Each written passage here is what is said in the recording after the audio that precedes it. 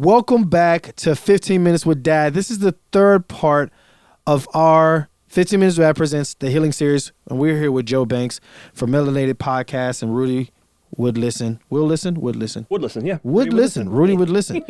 Make sure that y'all tune into that. Tap in.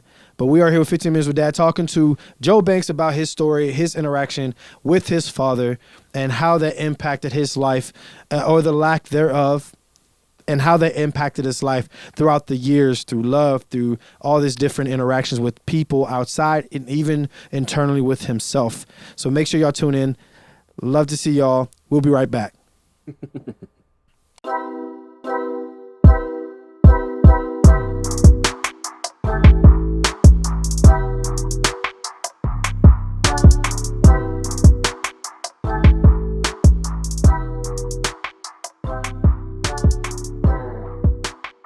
Yeah, it was something that my mom had told me when we talked about, like, why wouldn't you tell me something like this, like, early on? Mm-hmm. And we've probably seen it in other families, you've probably seen it in other movies, the person that, hey, you're the parent, you're helicoptering the kid, and you're telling them exactly what they have to do. And if you do that with your kid, that, like, chances are they're going to resent you and just do the complete opposite. Right.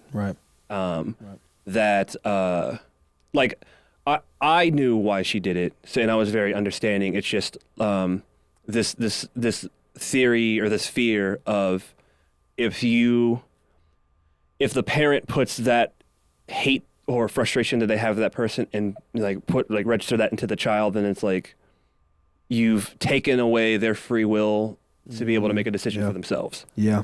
And it's a long, tedious, like, you might worry that kid might go astray, but that's their choice, and they have to figure it out on their own. And I know that's what she was trying to do with me, even as it might hurt that, like, you didn't give me this answer that I really wanted, like, right away, or you didn't give me all the details. Right. It's a slippery slope. I don't think there's a particularly the wrong answer. It just feels like if you go one way, it'll balance out and go the other way and teeter back and forth a bit until it, like, finds that perfect balance. Right. Because you also have to consider that life is also happening to this child as it was to me, shaping who I'm going to be. Right. And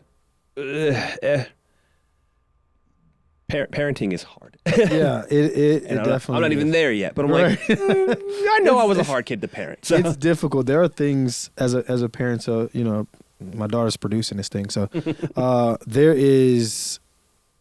it's like you said, it is a balance of all. You have to literally, do I put personal information into this child to protect them, or does it harm them? And I know that when me and Mariah's mom had to do this co-parenting thing, and she started living with me, it was a lot of, like, there would be questions about her mom, and I was like, I can't answer that. Go and talk to her. The answer will come to you. You know, and I made sure that I was like, I tried to be as neutral as possible. Yeah.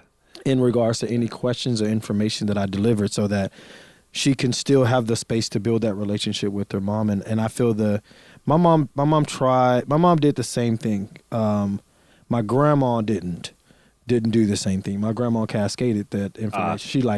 She was like, your mom feel like this, your dad think like this, and they did this, and I told them not to do. She just, that's another level, because she just poured it. Because here's in this case, you have this parenting style where you're trying to stay neutral. Is the rest of the family on board with that? Right. Do they have to have that capacity to say, like, okay, hey, like, don't tell this thing to my child, or like let my child make this decision on their own? Like even if this person's a terrible person, you know, again, I'm not gonna say, like, you know, how that relationship is, like, but like, it sounds like there's still the space that, like, no matter how much disdain you might have for each other or each other's families, that there's still a chance for love there for that child. Right. And if there's a way that doesn't have to get in the way of, you know, making sure that the child is happy, why not go for it? Right. Like, don't let the pettiness of whatever is, like, get in the way. Get in the way. Yeah, that's literally a lot of fathers' initial phase, because they're trying to get over all these emotional things and regards to it, and that impacts the child, which I obviously time frame wise, but from 6 years old, Mhm. a lot of that stuff that in that moment at 6 years old when you seen your dad being cascaded, that was like a tipping point of probably what we're talking about now, Mhm. of this all these feelings being pulled out and like thrown at each other about the situations at hand. I don't know when your mom, found out about the other kids, or if she knew about the other kids, or any of that. I found out about them. Yeah, They didn't even. She didn't know. She didn't know. Well, she What? she knew of other younger women, but not of other, like, so much of other kids. And I got deeper. Like I did my research like in like my mid-20s when I was trying to find and like go meet him. Okay, and like so I she found knew that there I were other found out women, more about it. other I got more families. detail on it. She knew things happened. I end up learning this is how deep it got. And I'm Wow. like, okay, yeah, I know enough. I'm good. Yeah. I don't need to go no further. Did you meet their moms, their parents at all, or they're just them? Yes, except for the second, who was put up for adoption. I don't have any leads on that one, but yeah, and that was its own weird journey, because it's like I don't really know what to say to you aside from my father sucks. But You are a product of my sucky yeah, father. yeah, and it's like, and then even them looking at me like that. I want to say like I'm a curse. I'm just like, I am a reminder of this that guy that did period. something to them, because I look like him minus the blue eyes. Right. But like, okay, I'm reminded of these things. Like, I know you're not at fault for this, but like, You look just- like this man. you have triggered a memory. Yeah, Yeah. that's great. And also, it's beautiful that your mom was able to like navigate mothering Hmm. without that animosity, because a lot of mothers tend to do that. Like, you look like your daddy, and Everybody says that on that side, like, you look like your daddy. Oh Yeah. my God, that's Lil Joe. I'm like, right. How does that feel? How does that okay. feel when you go to, like, if there was a family function and like people would say that? How does that make you feel when they call you, Lil Joe, or compare you to this person? it's not the name so much that I mind. It's more like the reason you're calling me that is that you literally only associate me with my father. You know nothing about me. You know nothing of the trials that I've been through, the accomplishments that I've made, aside from maybe what you see on social media. Right. But I couldn't have this deep sit-down talk with them like this. Right. Not without them saying like, "Oh, well, it wasn't that bad," and just Right. ask the Lord for forgiveness. And like, you gotta go deeper than that. Somebody be like, you just got to understand that this, and this was taking place, and this. Oh, I've had plenty of time to understand. Right. My understanding is just like this is not your role in my life in this point. And I am open to something like, hey, some kind of connection, some kind of, it's just, I am putting the boundaries on how I will engage with you. Like, and then that might even sound like to them, that whole adage of like, hey, here's me standing up for myself sounds like disrespect. I'm just like, you can take this how you'd like, and taking that practice. But like, that took practice. Right. Hey, you're technically an elder, and like, I'm supposed to talk to you like, I have to talk to you respect later. But you, like, but- okay, like, here's my tone of like respecting you, and I'm telling you that I don't want to do ABC things, Right. and this is my time that I'm using my time how I'd like to on this. A lot of older generations, when you don't see it their way, they kind of like It's disrespect. they put their ego in front of your trauma. Yeah, My ego is more important than your journey through your trauma. kids these days, they don't know how to respect Right. their elders. I'm like, Right. So okay, we're where's- no longer kicking shit under the rug. I'm I'm not. we're I'm no not. longer doing that. Like it's like either that or I'm just gonna be over here. right, like- yeah. I will decide who's going to be a part of my life. Facts. So let's talk about vulnerability. Like, how has your journey been? Like, I know that you spoke about that you've gone through trauma, you've gone through different relationships, you've had a journey with your mother as well. What is your take on, because we're at a time in life where I feel like men are teetering on this verge of what vulnerability versus weakness. Yeah. And you've gone through the military, right? So they break you down and build you up. kind of Yeah, but thing. vulnerability is not that they break you down to kick out that vulnerability. Right. It was a lot of what I was like going through, where if And when I grew up, I was in infantry, so even more so, we're the guys. You were infantry. You was like, you know what? I don't even care. I'm about to just. I'm jumping in this. I want Like bullets you know to come flying across my head. There goes my hero. Like that was got the Evanescence song was the Army theme song. Yeah. Okay. I'm sorry, it's copyright. But copyright. It sound on point, so they might flag us. Catch me at karaoke. Yeah. So the problem that I had with military is that when it was something where I would like to talk this out. Any kind of, say, weakness that I would show, or they would call weakness, or like I'm feeling down, sad about a particular thing, I'm feeling burned out, negative feeling. The answer to it was to drink some Tylenol, drink some ibuprofen, and rub dirt on it, and go find a vice, don't get caught, and shut up. Because if you go to therapy, you are most likely going to, it's the military, so they're going to know, and one of your superiors is going to find out, and you get shipped off to a mental ward, or you get denied promotion, you get denied advancement because you were trying to take care of yourself in that manner. Dang. So I took that when I got out of military, like that the harbinger, that feeling of if I go talk to somebody in civilian life, then like someone's going to find out about these traumas, these triggers, these things I'm afraid of, these weaknesses, the lack of a father that I have, like these things that, and remember, like, you know, this camera's on so we can see how black I am. Right. That like, that's already like, you know, a negative on top of this. A dogma in our culture. Yeah, sure. As far as like a professional cultural setting that like we're supposed to just be holding on to these things, and like how to, like, that's military, family, and blackness itself telling you, shh, don't talk about this stuff. Yeah. That took a lot of time to really break that. So coming out of that and just having, you know, going to these relationships, because I was somebody that thought that like finding somebody, you know, compatible that was willing to deal with me basically was someone like, okay, your job is to fix me, is the gist of it, the short version. And then like, nope, stop doing that. That's not helping. And I'm just hurting more people. Stop doing that. And then like, okay, go to therapy.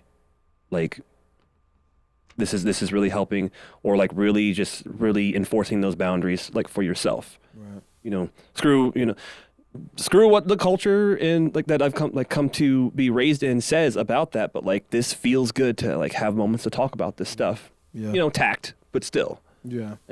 And even if it starts surface level, it's very, just to be able to be comfortable starting the conversation. And can you hear me, guys? Just to be able to start the conversation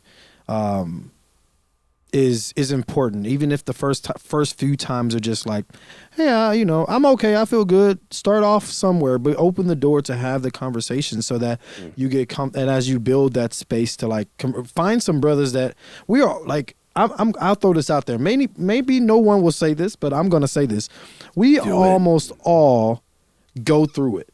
Yes. As men, we almost all go through it. We all know that we aren't bred to build a community of brothers to talk about the inside stuff, right? We can talk about the outside stuff like, oh, I got a job, I get this much money, I got this many girls, I do this much this, and I smoke this much, you know, like, but what about that inside stuff, bro? Like that stuff is vital to our survival. Like you can't even be really impactful on anybody in your life if you haven't figured that part out. Right.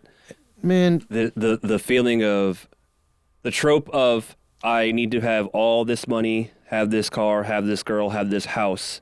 And even if like I have like all these internal things that just, if I have these things that I'm not really addressing, but I'm addressing it with status, then like in comparison, how could this really be a problem if I like these things look good? The sky is blue for me. Like people right see now. me like this. People like me. People think of this of me. So I don't really have a problem. This other stuff is just stuff. It's just stuff. It's that you know everybody has. Like I really dislike when when people have there's obvious trauma or issues that we are having, and they say, well, you know, everybody got problems. And I'm like, screw everybody else. What about you? The most dismissive thing, like you can really say. Yeah. Like I don't care about everybody else's. There's some overarching moral veil that I have that I care about everybody else's problem. But we all have our own interaction. And if I'm talking to you right now and I'm saying, hey, there may be some things that we need to go and talk about and work about. But be like, oh, everybody else goes through it. Like, but I'm like, everybody else don't, like, who's everybody else? Yeah, you can't give me a real person that's okay with what's going on with that statement. Right. The common response of generalizing what's being told you to, like, you know, compare it to the bigger thing of the bigger collective of information or feelings that we have. It's like part of a brain thing that says that we're looking for the thing that that we've gone through this thing to try to find a solution for it. The problem is but the problem is like it's not really addressing. It's not acknowledging. If I'm telling you this at the time, that like you're acknowledging that I am going through it. You're saying, hey, well, we're all going through it. And it's like it's not really a specific thing. And like in this moment, I kind of need you to hear me, or like just same as like you will need a moment for me to acknowledge like specifically what you're going through. Right. Maybe we're not even looking for a response. It took me a while to learn this one. Hey, I need to talk. I don't really need any advice. Could you just like, I just need an ear. Like, can you just listen? Like, can you really hear what I'm saying? Maybe I'm just talking to like, you know, this is what I really sound like, or maybe just hear like. That's a good one there. I'm not even gonna lie. I learned that the hard way. I learned it the hard way from a teenager, because sometimes she don't want my advice. She just wants to vent. Can I just vent? Can I just whine? Like, Right. Can I just be? Can I be in this feeling? The trope of I need to be a particular person at this particular time, and that we have to be in complete control of that at any given time. As we, as black men, at least, there's like a way bigger responsibility for us on that. That just like like we're allowed that time to just. It doesn't have to make sense of why we feel this in this moment. Just be. Yeah. Excuse me. It's been a real, even in my relationship, I've had this conversation. Like me and my girlfriend, we get into conversations about. Not who has it worse, right? Like it's when like whenever she starts talking about how hard it is to be a woman, I let her just go, and I don't respond. Don't respond. Just go. Just let it vent out. Yeah. Yes. Don't compare and say just be empathetic and emotional intelligence is something that I'm learning, just to kind of deviate off of that real quick. But me and my girlfriend, we have these conversations about. Like, and when I try to explain the intensities of, you know, the intensities of being a man, is that we probably could, but we don't know how initially.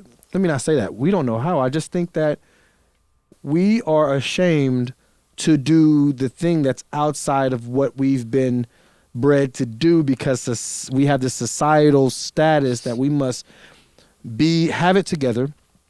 Be together, or like have it together. We don't necessarily need to have help to be together. We have to be strong. We have to be present for our family, whether or not that's emotional is depending on what culture you're in, you know, but you have to just be a dad. And as black men, we know that we are very involved in our families, and I know that if I walk in the door with a messed up emotion, or feeling bad or down, my entire household is flipped on his ass. Yes. The entire thing.